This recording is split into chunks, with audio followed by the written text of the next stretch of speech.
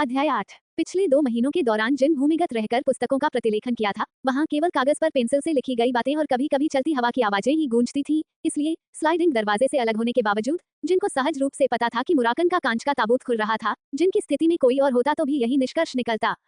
हे भगवान, मुरकना अब क्यों जाग रहा है? उसका दिल पागलों की तरह तेजी से धड़कने लगा, मानो उसने खुद पर पूरा नियंत्रण खो दिया हो। शांत और सुरक्षित स्टॉर्म कैसल का भूमिगत क्षेत्र अचानक खतरनाक हो गया था। उसके चेहरे पर ठंडा पसीना बहने लगा और उसकी रीढ़ की हड्डी में ठंडक दौड़ गई। क्या ऐसा हो सकता है कि मैंने गलत सुना हो? जैसे ही सन्नाटा छा गया, जिन को अपने कानों पर शक होने लगा। पिछली आवाज कुछ और हो सकती थी, या जिन ने शुरू से ही इसकी कल्पना की होगी। हालांकि उसकी उम्मीदें तब नष्ट हो गईं, जब स्लाइडिंग दरवाजे के पीछे से एक और क्लिक की आवाज आई। सच तो यह है कि इस बार सिर्फ यही शोर नहीं था। उसे शीशे के ताबूत से कपड़ों के टकराने की आवाज भी सुनाई दे रही थी, साथ ही किसी के पैरों के जमीन पर पड़ने की आवाज भी। ऐसा कोई तरीका नहीं था कि 1000 साल से सो रहा ड्रैगन अचानक नींद में चलने लगा हो सकता है कि वह किसी स्पष्ट कारण और उद्देश्य से ही जागा हो, या फिर यह हो सकता है कि उसकी नींद आखिरकार टूट गई और यह समय पूरी तरह से एक संयोग था। शांत हो जाओ। मैंने पहले कभी मुरकान को नाराज नहीं किया। उसे मेरे प्रति शत्रुतापूर्ण व्यवहार नहीं करना चाहिए। उसे याद नहीं था कि मुराकन पिछले जन्म में जाग गया था। ऐसा कोई तरीका नहीं है जिससे जिनको मुराकन के जागने की खबर न मिली हो, खासकर तब जब वो उस समय भी स्टॉर्म कैसल में रह रहा था। इस मामले में ये घटना मेरे समय पर वापस आने की वजह से हुई है। मेरा अनुमान है कि मेरे यहाँ लगातार दिखाई देने की वजह से ही मुरकन जाग गया। पूरे महाद्वीप में एक कहानी मशहूर थी। कहा जाता था कि किसी को सोते हुए ड्रैगन को परेशान नहीं करना चाहिए, नहीं तो उसकी जान चली जाएगी। कहने की जरूरत नहीं कि एक प्रसिद्ध कहानी होने के बावजूद लोगों को वास्तविक जीवन में ड्रैगन का सामना शायद ही कभी करना पड़ा हो। किसी भी मामले में कहानी का नैतिक ये था कि ड्रैगन का व्यक्तित्व भयानक होता है। अरे झिझकना। दरवाजे के पीछे से एक धीमी और गहरी आवाज जिन तक पहुंची। जिन अभी भी इस स्थिति से बचने के बारे में सोच रहा था। कुछ अराजक क्षण बीत गए। उसने मन बना लिया कि मुरकन के साथ कैसा व्यवहार करना है। सम्मानपूर्ण लेकिन निर्लज बनो, भले ही मुराकन मुझ पर हमला करने की कोशिश करे। मुझे बस शूरवीरों के आने तक समय खरीदना है, लेकिन ये केवल सबसे खराब स्थिति के लिए था। और अगर सबसे खराब स्थिति भी हो, तो जिनको पूरा भरोसा था कि वह कम से कम अपनी जान बचाकर तो बच ही सकता है। वह शनि की आध्यात्मिक शक्ति, अपने जादू और अपनी चालाकी भरी भाषा से आसानी से समय खरीद सकता था। यह असंभव था कि वह मर जाए। जैसे ही वह इस निष्कर्ष पर पहुंचा, उसके कंधों पर से तनाव कम हो गया। मुराकन उसकी कल्पना से अलग भी हो सकता था। ड्रैगन उसके साथ दुश्मनी करने के बजाय दोस्ताना व्यवहार कर सकता था। जिन खड़ा हुआ और मुरकान के सामने दरवाजा खोल दिया। काले बालों वाला सुंदर युवक जिसे वह हर रोज ताबूत में देखता था, अब उसके सामने सीधा खड़ा था। ड्रैगन का मानव शरीर सुडौल था, और कोई कभी विश्वास नहीं करेगा कि वह 1000 से ज्यादा सालों से सो रहा था। आज शोई के वंशज कबीले के संरक्षक को बधाई देते हैं, जिनने जानबूझकर हकलाते हुए और घबराते हुए बात की। उनका मानना था कि उन्हें एक ऐसे बच्चे की तरह व्यवहार करना चाहिए जो 1000 साल पुराने ड्रैगन से डरता है। इसके अलावा शोई मुराकन को अपना संरक्षक कहते थे, इसलिए जिन ने उस शब्द पर जोर देने का फैसला किया। हाँ, मुरकन ने नाक भान से कोड़ी। संरक्षक, क्या आपने अभी संरक्षक कहा? हुआ। उसने बस इतना ही कहा था कि वह जोर से बोला, लेकिन कमरे के अंदर का मन कांपने लगा और भंवर की तरह घूमने लगा। ये बात फिर से कहो, कमीने, क्या तुमने अभी कहा कि मैं तुम्हारे कबीले का संरक्षक हूँ? मुरकन का शरीर काले धुएं के गुबार में गायब हो गया, और फिर उसकी आंखों के सामने ही उसका वास्तविक रूप सामने आया। क्या आप भगवान मुरकन नहीं हैं? मुझे बताया गया है कि ब्लैक ड्रैगन मुरकन शोई कबीले का संरक्षक है। जब जिन ने ठीक से जवाब दिया, तो मुरकन ने उसे घूर कर देखा और कई बार पलकें झपकाईं। उसे लगा कि अब हकलाने और डरने की कोई जरूरत नहीं है। आह, मैं समझ गया, उन शापित शोई कमीनों। तो यही तुमने अपने वंशजों से कहा था? हाँ, और ऐसा नहीं है कि मैं अपना गुस्सा इस भूरे आकार के बच्चे पर निकाल सकता हूँ। यह मुझे पागल कर रहा है। ड्रैगन का जवाब सुनकर जिनको राहत मिली। ऐसा लगता है कि वो बच्चों के प्रति पूरी तरह निर्दयी नहीं है। फिर भी ड्रैगन की काली परितारिकाओं में छिपी हत्या की मंशा उसके चरित्र का संकेत थी। यदि जिन अपने मूल 28 वर्षीय शरीर में होते, तो मुरकन बातचीत जारी रखने से पहले बिना किसी हिचकिचाहट के 1 या 2 अंक तोड़ देते। लेकिन आखिर काला ड्रैगन अब क्यों जागा? ऐसा नहीं लगता कि मैं हर दिन यहाँ आता रहा हूँ। क्या कोई और कारण हो सकता है? शायद ये शनि की शक्ति के कारण हो। आध्यात्मिक शक्ति, छाया की शक्ति, यह एकमात्र ऐसी बात थी जिसे जिन मुरकान के 1000 साल की नींद से जागने के पीछे का कारण समझ सका। जिनने विशेष परिस्थितियों के अलावा आध्यात्मिक शक्ति का उपयोग नहीं किया, लेकिन उनके चारों ओर हमेशा आध्यात्मिक ऊर्जा की एक सूक्ष्म मात्रा घूमती रहती थी। एक ऐसी मात्रा जिसे मनुष्य नहीं पहचान पाते थे। इस बारे में सोचे तो देवताओं के ठेकेदारों के पास आमतौर पर एक संरक्षक ड्रैगन होता है, कुछ अपवादात्मक मामलों को छोड़कर। ज्वाला के देवता शीनु के ठेकेदारों को अग्नि ड्रैगन का समर्थन प्राप्त है, जबकि पवन के देवता जैर के ठेकेदारों को पवन ड्रैगन का समर्थन प्राप्त है। यही कारण था कि सिंह कबीला शोई कबीले से थोड़ा ज्यादा उन्नत था। आधिकारिक तौर पर सिंह कबीले के पास 100 से ज्यादा ड्रैगन हैं। कौन जानता है कि पर्दे के पीछे उनके पास और कितने हैं? हालांकि यह सिर्फ जिनकी परिकल्पना थी, लेकिन परिणाम के आधार पर जिन और मुराकन के बीच यह मुठभेड़ जीवन में एक बार मिलने वाला अवसर हो सकता है। एकमात्र समस्या यह है कि मेरा सिद्धांत गलत हो सकता है। इसके अलावा मैंने कभी किसी ऐसे ड्रैगन के बारे में नहीं सुना है जिसका गुण छाया के समान हो। सिंह कबीले के वर्तमान कुलपति कले सिंह हैं, जो ज्वालाओं के देवता शीनु के ठेकेदार हैं। वे कहते हैं कि वो अग्नि ड्रैगन कंदूर के बहुत करीब हैं। पवन देवता जैर का ठेकेदार सिंह कबीले का वर्तमान द्वितीय कमांडर है तथा वो पवन ड्रैगन को संभालने के लिए प्रसिद्ध है। इन दो उदाहरणों के अनुसार ड्रैगन ऐसे ठेकेदारों की तलाश करते हैं जिनमें उनके समान गुण हो।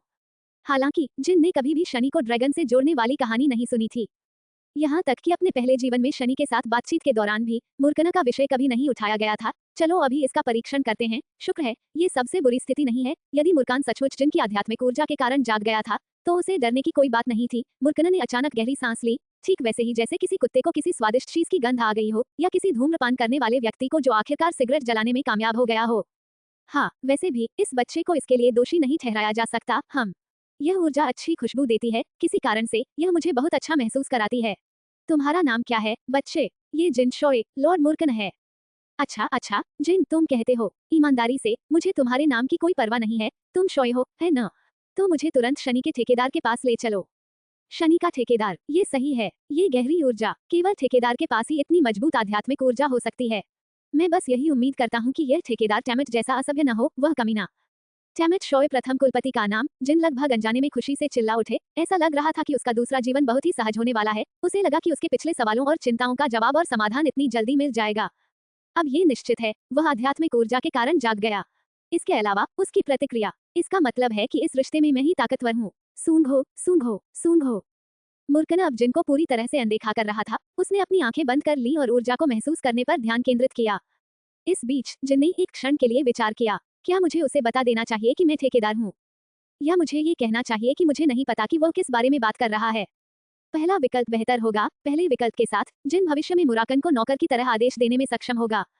दूसरा विकल्प ज्यादा परेशानी भरा होगा। अगर जिन ने अनभिज्ञता दिखाई तो ड्रैगन उसे कबीले के किसी वयस्क को लाने के लिए कहेगा, और अगर जिन किसी वयस्क को यहाँ लेकर आया तो उसे यह बताना होगा कि यह स्थिति पहली बार कैसे आई। ऐसी स्थिति में उसे इन शांतिपूर्ण दिनों को अलविदा कहना पड़ेगा। वो और कोई किताब नहीं लिख पाएगा। इसके अलावा मूर्खन के साथ उसकी दुर्भाग्यपूर्ण मुठभेड़ का कोई मतलब नहीं रह जाएगा। जिनकी हथेली पर आग की लपटों की तरह नाचती हुई ऊर्जा की एक छोटी सी गेंद प्रकट हुई।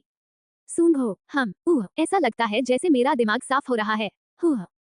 मूर्खन ने अपनी आंखें खोलने से पहले ऊर्जा की खुशबू का आनंद लिया। तुरंत वह अपना आश्चर्य छिपा नहीं सका। ऐसा लगता है कि मैं ही वह ठेकेदार हूँ जिसे आप खोज रहे हैं, लॉर्ड मूर्खना। तुम?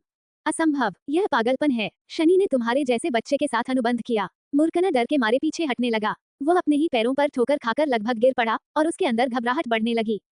यह पागलपन है, अस्वीकार्य। अरे सोल्डरेट, तुम सुन रहे हो, है न? क्या तुम आखिरकार पागल हो गए? खुद को समझाओ। जब मूर्खन घबरा रहा था तो जिन ने अपने दूसरे हाथ पर छायाओं का दूसरा समूह बनाया। मेरे पिता ने मुझे बताया कि यह शक्ति मुझे उस प्राणी ने दी है जो इस संसार में छायाएं लेकर आया है। मूर्खन पीछे की ओर गिर पड़ा और जिन की ओर देखने लगा। सन्नाटा छा गया। जिन अपनी बातचीत जारी रखना चाहता था, लेकिन मूड ठीक नहीं था। जब उसने देखा कि मूर्खन का धैर्य अचानक टूट गया है तो वह ऐसा नहीं कर। उसके हाव भाव उसी क्रम में बदल रहे थे। ओही शनि, यह मजाक है न? ये सही नहीं है। कुछ तो बोलो। 1000 साल का वादा करने वाला ठेकेदार यह बच्चा क्यों है? शनि ने कभी खुद को नहीं दिखाया। उनकी चुप्पी भी जिनकी चिंताओं में से एक थी। जब उन्होंने अपना अनुबंध किया था तब वे दोनों अच्छे दोस्तों की तरह बातें करते थे, लेकिन अपनी मृत्यु से ठीक पहले से लेकर आज तक शनि ने जिनसे कभी बात नहीं की। किसी भी स्थिति में ऐसा प्रतीत होता है कि मूर्खन को इस वास्तविकता को स्वीकार करने के लिए कुछ समय की आवश्यकता थी। हालांकि वह एक ड्रैगन था। अपने गुस्सैल स्वभाव और दुष्ट व्यक्तित्व के बावजूद वह अभी भी एक ड्रैगन था जो हजारों सालों से जीवित था। उसके पास एक गहरी अंतर्दृष्टि थी, साथ ही एक अदम्य आत्मा थी जो अप्रत्याशित परिस्थितियों में निराश नहीं होती थी। मूर्खन ने जल्द ही इस बेतुकी स्थिति को स्वीकार कर लिया। अभी वह यही कर सकता था। बच्चे, हाँ, ऐसा लगता है कि आप ही वो व्यक्ति हैं जिसके साथ मुझे अपनी सांस को समायोजित करना होगा, जैसा कि शनि के साथ मेरे वादे के अनुसार है। एक ड्रैगन की सांस। एक ड्रैगन ने व्यक्तिगत रूप से जिनको ऐसा घोषित किया था, और यह मूर्खन था, वह काला ड्रैगन जिसे पहले कुलपति ने हराया था। जब वह जादूगर था तो जब भी वह जादूगरों के ड्रैगन के साथ कंधे से कंधा मिलाकर लड़ने की अफवाह सुनता था तो उसका दिल जोर से धड़कने लगता था। जैसे जैसे उसकी भावनाएं तीव्र होती गईं, उसकी नाक में खुजली होने लगी। वो उत्तेजना में अपने चेहरे पर बढ़ती गर्मी को नियंत्रित नहीं कर सका, इसलिए उसने अपना सिर नीचे कर लिया। अपनी सांस को समायोजित करने से आपका मतलब है? तुम अभी भी विवरण समझने के लिए बहुत छोटी हो और मैं अभी तुम्हें ये सब समझाने की स्थिति में नहीं हूँ। जिन ने चुपचाप उसके उत्तर पर सिर हिलाया। सबसे पहले शनि के मित्र के रूप में मुझे शनि के ठेकेदार से औपचारिक रूप से अपना परिचय देने की अनुमति दीजिए। वूश। कमरे में तेज हवा चल रही थी। हवा में एक काली ऊर्जा बनने लगी और मूर्खन के शरीर के चारों ओर घूमने लगी। वो अपने ड्रैगन रूप में बदल रहा था। मुराकन को ढकने वाली काली ऊर्जा बादल की तरह फैल गई और एक विशाल काला ड्रैगन जिसने भूमिगत कमरे को पूरी तरह से भर दिया, जिनकी दृष्टि में प्रवेश कर गया। मैं मूर्खन हूँ, शनि का प्रतिनिधि और उसका मित्र, छाया से निर्मित प्रथम प्राणी का अंतिम वंशज। 1000 साल के वचन का पालन करते हुए मैं आज से तुम्हारा जीवन पर्यंत साथी बनूंगा। अपना नाम बताओ। एक भव्य आवाज ने कमरे को हिला दिया। पहले वाला गरम मिजाज कहीं नजर नहीं आ रहा था। मैं जिन शॉय हूँ, शॉय का 13वां और अंतिम बच्चा। जिन ने अपने कांपते हुए दिल को बड़ी मुश्किल से दबाते हुए उत्तर दिया।